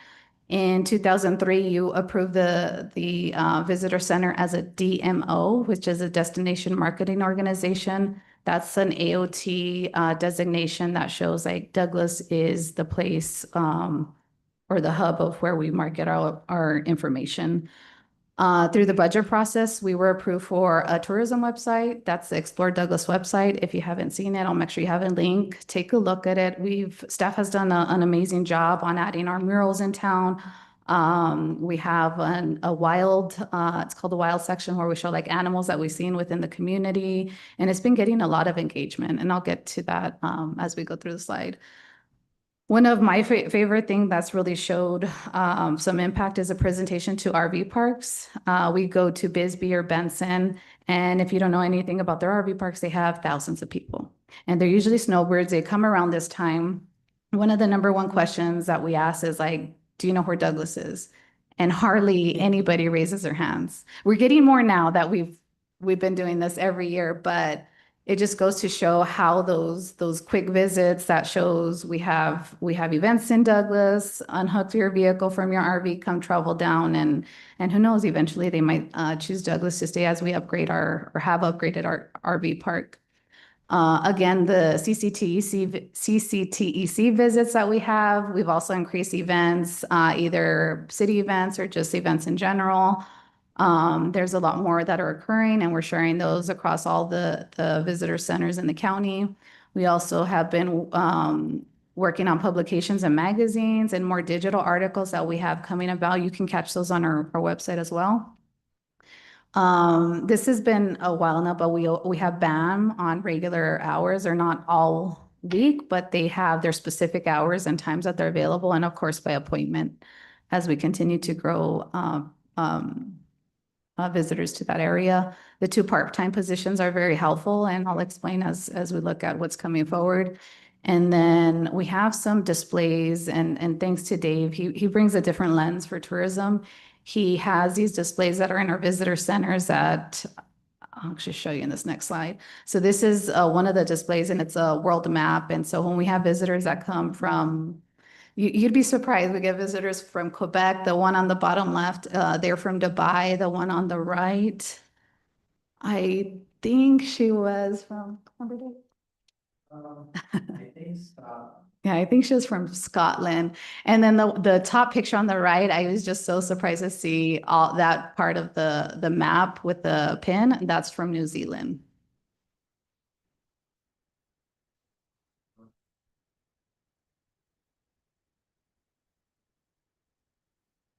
So I also wanted to provide you with metrics, or what we call like the numbers. So the top numbers are what you are as of September of this year, okay? The bottom number is going to be what we did all of 2024. So as you can see, these are the areas that we keep track of: attendance visits, conference room, reservations, social media, website analytics, and transient tax. As you can see, we're just about past what on our attendance visits that we did last year. We're at 1,492 versus 1,450 that visitors that came by last year. Our conference room, as you can see, double, and that's kind of important to just show we have lots of things going on, from port of entry meetings and anything in between, but that also impacts our operations. But it's good that we keep track of that metric so we can see where our staff time is being allocated. Our social media, like I mentioned, we have Facebook and Instagram, and right now we have 667 followers and counting. Some of the posts, even though these are our followers, some of our posts double, triple, and even quadruple sometimes of what that engagement gets, depending on the posts. Our website analytics went up about 240% compared to 2024. These are the total users that have visited our site. Some of the top cities that our website shared with us is we're getting traffic from Phoenix and Las Vegas with visited pages. The most visited pages, it was our homepage, our events, and our attraction pages. We also have some of the Go Travel sites primarily came from Arizona, Texas, Michigan, and California. When you talk about domestic and international markets, our number one international market was Canada. We have United Kingdom, Italy, and India following that. We also are looking at the transient tax. So this is our regular hotel sales tax for stays under 30 days. The number on the top is actually reflecting the end of August, not September. And that's the same for the bottom. So those compare, we're above about 17% at 89,138 from end of August. And this time last year, end of August was about 76,417. So that kind of gives you an indication that there's more people that are staying here, or what we call heads in beds. Those are some tourism phrases: heads in beds, plates on tables, feet in the streets. A cool fact. And probably the last part of the presentation is our upcoming programs and events. So these are what you can expect. The Explore Douglas Passport Program, that's on the cusp of already being launched. We had a couple setbacks and feedback from some of the participants, participating museums that wanted some more options, and we worked through that. So we went back to make some edits on that, and we're ready to get that launched. So sometime by the end of this week or early or next week, that should be full launched into the community and being marketed outside. Explore Douglas Tours, if you guys came to the 10th Street side, we just recently received our tourism van. It's the awesome van that's outside. Another cool thing about this is going to be tours that people come register. We take them around the community, take a couple stops at some of these. So we're still developing and trying to refine that program. But we also talked to Agua Prieta. I had the opportunity to join the mayor at the Sonoran Mayor's meeting in Cumpa, Sonora. And Agua Prieta was also talking about their tours. So they're also getting ready to launch, and we talked about a possible collaboration, maybe come here, tour this area, and then walk across the border and continue on. It's still very preliminary, but I thought that just kind of shows how cool of the engagement and partnership we have with Agua Prieta. We also are almost done with the Douglas Community Guide. This is what we call a welcome wagon, which is basically everything Douglas. I know I've been wanting to get this launched, but I also don't want to launch something in the community that's going to have edits, missing information, and anything of the like. So I think most of you had the opportunity to view it. We're going to send one last version of this welcome wagon, and we should be ready to launch sometime before the end of the year. We also are pursuing the Arizona Office of Tourism AVIC accreditation. So this accreditation is Arizona Visitor Center Information. It's an accreditation to us that opens us up to more opportunities. With this accreditation, we have to comply with certain things like having the Visitor Center open a number of hours, a number of days of the week. We have to be able to provide our information to them and vice versa and establish that communication.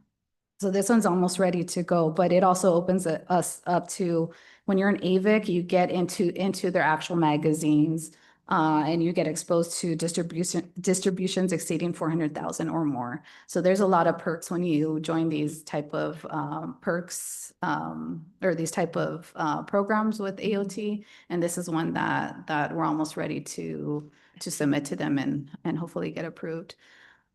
I do want to highlight the Arizona Mural Project, and it's probably new to many of you. And we're working with an organization that is showcasing Douglas murals and murals all along Arizona. And I got to give credit to our tourism coordinator, Dave Nevins. He's the one that kind of spearheaded the discussions with AOT and some other organizations to get this going. So when I can, I'll provide you another update exactly what this looks like, what the program is, what the link is. And it just puts Douglas on the map to be showcased as our murals here in town, and then opens us up to maybe even creating our own showcase mural to start this whole tour that's going through Arizona. Lastly, on the program section, we were awarded an RERC. It's an EPA technical assistance grant. This grant is it's called Recreation Economy for Rural Communities. And we don't know exactly what program that we're going to target, but we have an idea that this program can fund Rails to Trails or connect the corridor from Bisbee and other communities, so people have access to walk and bike between communities. It might be one of the better grants that are available to make that happen. So it is a technical assistance, but we have some things right now in the works that might make that a reality. And again, lastly, I end with all the events that we have coming up that really bring people to the community, starting with November 14th is the Cochise College Pit Fire and Pottery Festival. This is the same weekend that we're hosting the Native American Festival, the Borderland Gravel Bike Race, two really key events for the area that bring different demographics, people from outside of Douglas, even outside of Cochise County. So very exciting, and AOT is looking at showcasing these events as well, and all three events actually. We have boxing that's coming next year. We have a series of wrestling events, Douglas Days Mexican Baseball Fiesta, And those are only a few of the events that I was able to put on there, but I just wanted to kind of share with you what we've been able to work through our program. And that's the update for today. If you have any questions, please let me know. Thank you. Very thorough presentation. I didn't know the numbers were that great, and we're just, starting right now. Any other, any comments, questions from council?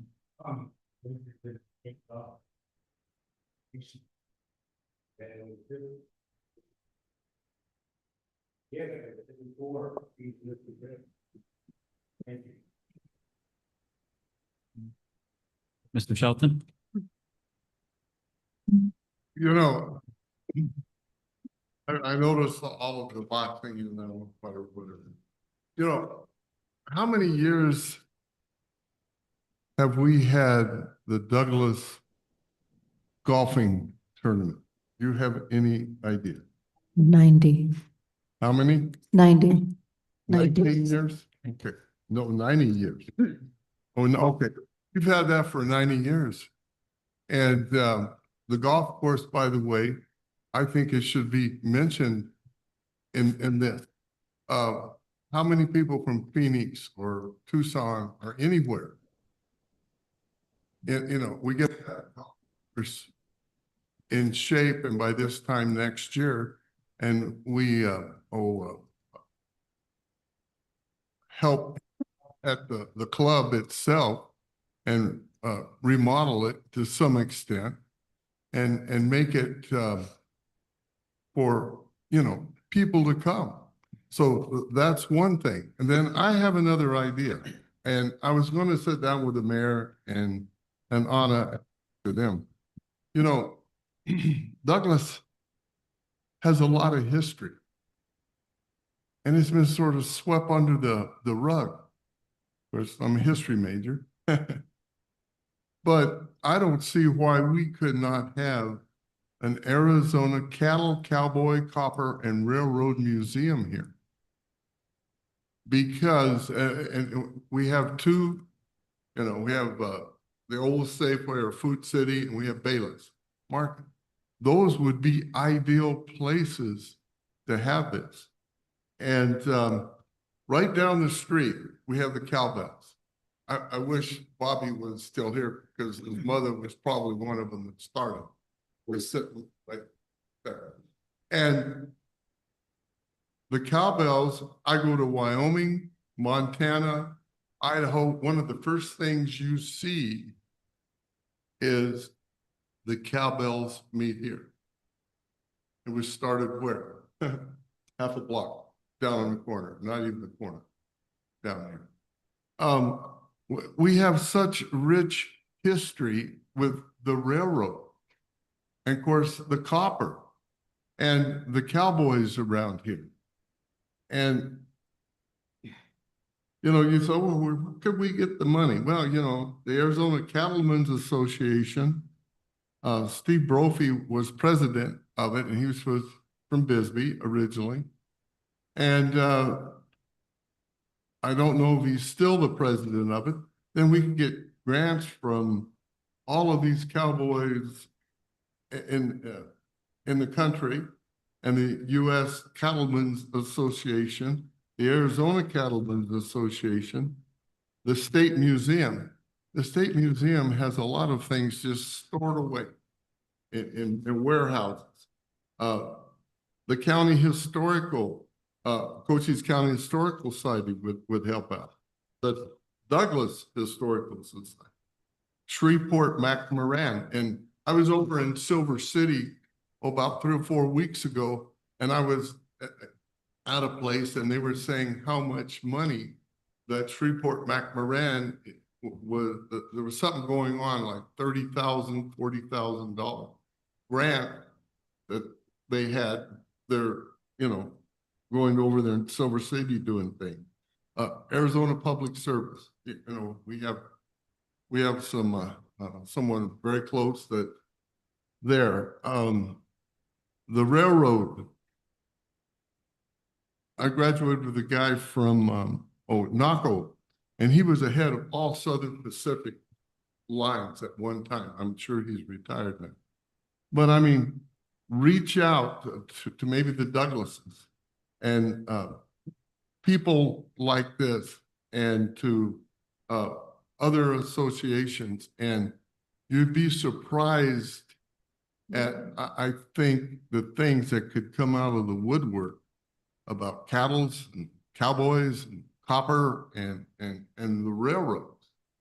I think we need to have a Lionel train set up there with Bisbee and Douglas and how it used to be.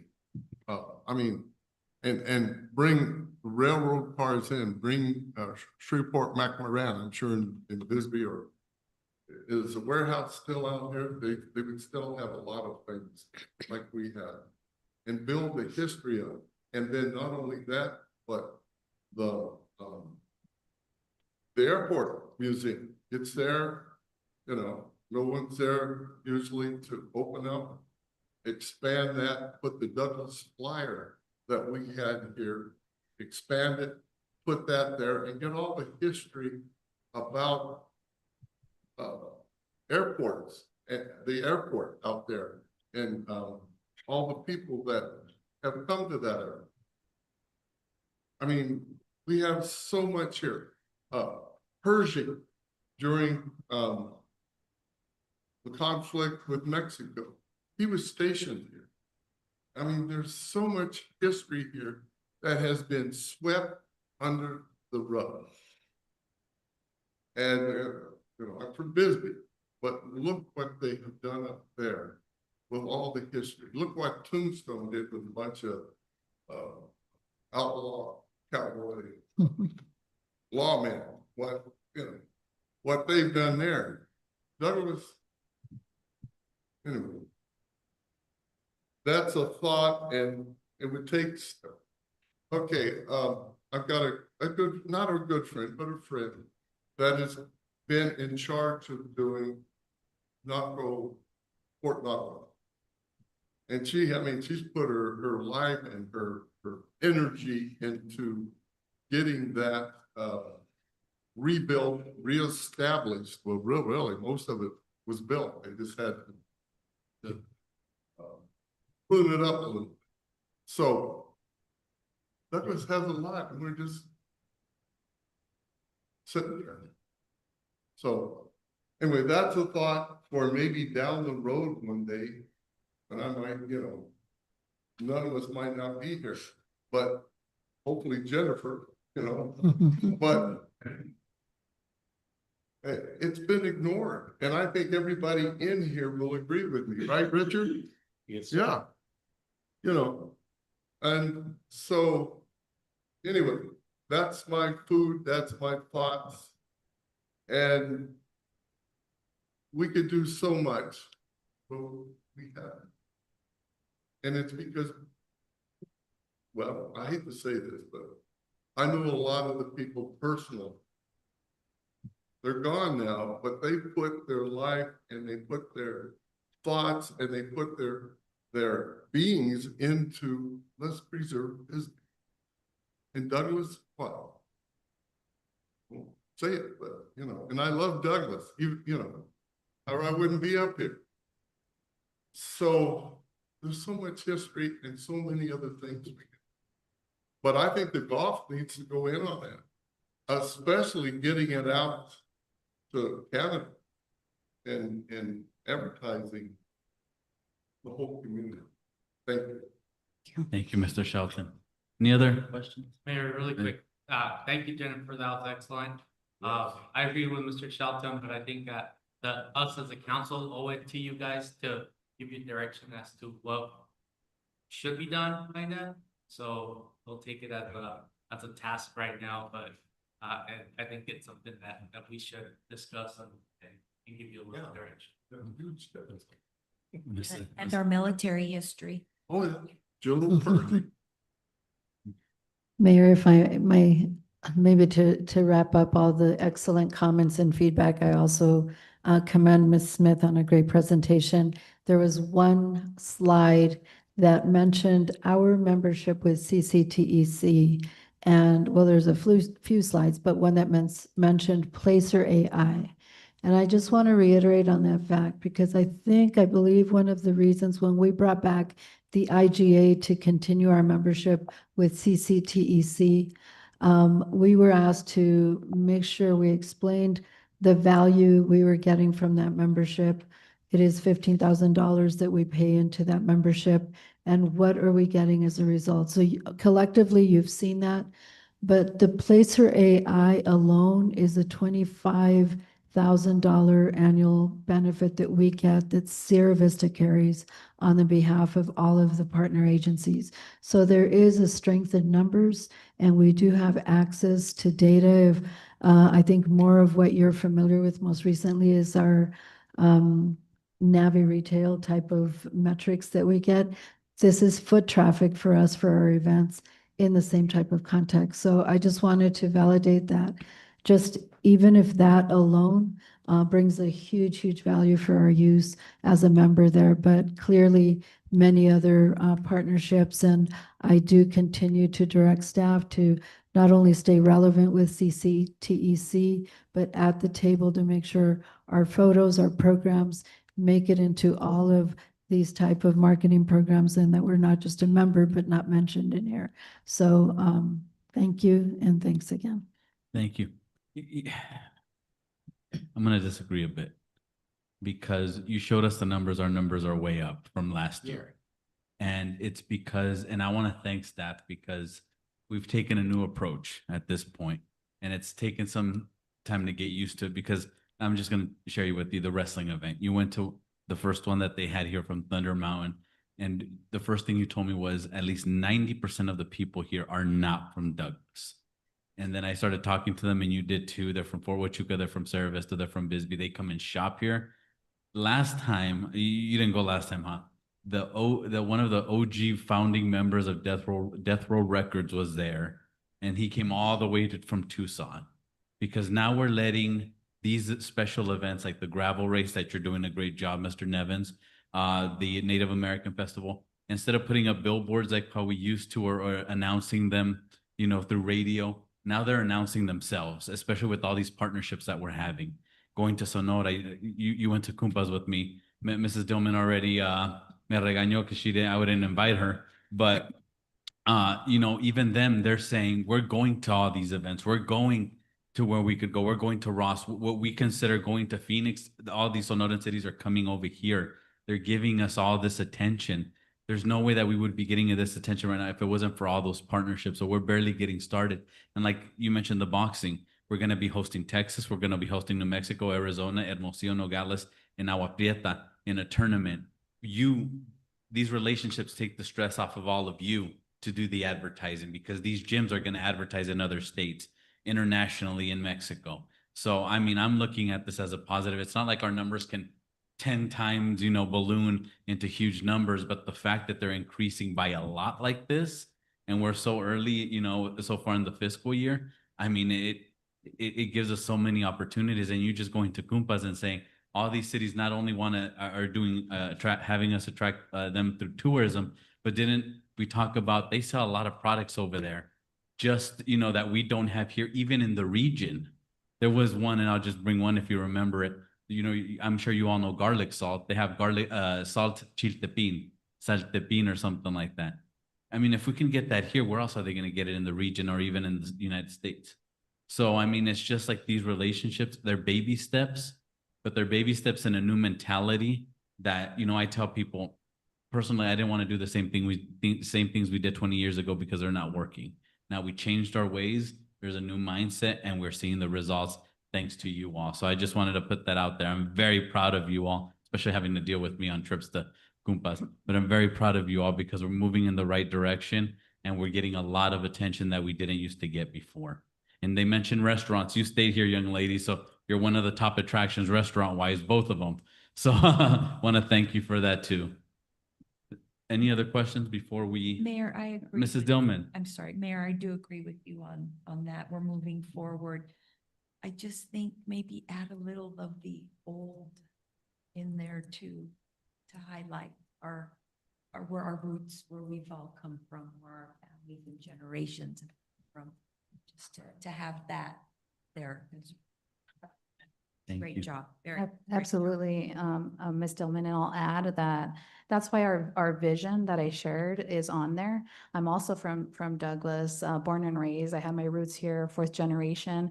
And the history is, tell me maybe 15 years ago, I probably wouldn't have listened, but now when people come to the community, sometimes they educate me, they're coming, and that's why the motto is history, art, culture. And they share these amazing stories of Douglas.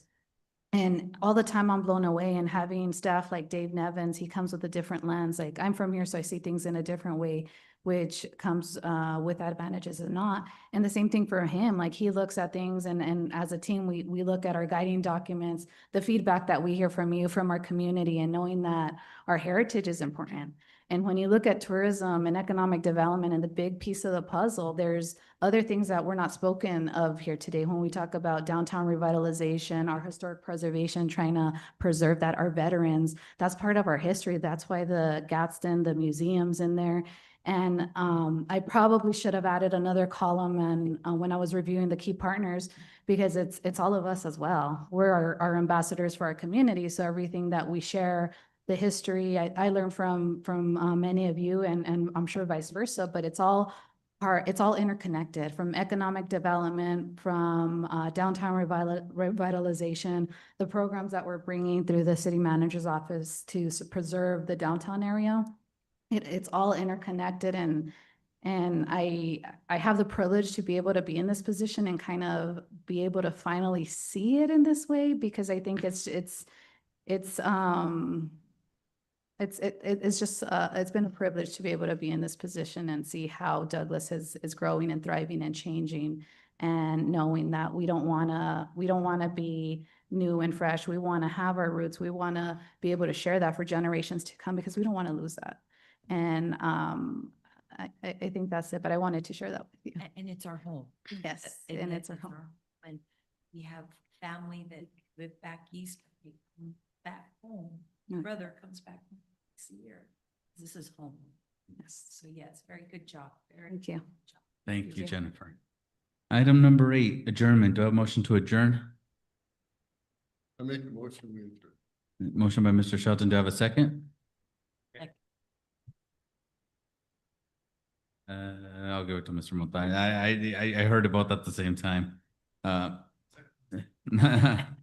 Motion by Mr. Montaño. I think he gave, motion by Mr. Shelton. I think he gave the second to Mrs. Dillman. All in favor, say aye. Aye. Aye. Any nays? Ayes have it. We adjourn at 7:18 PM.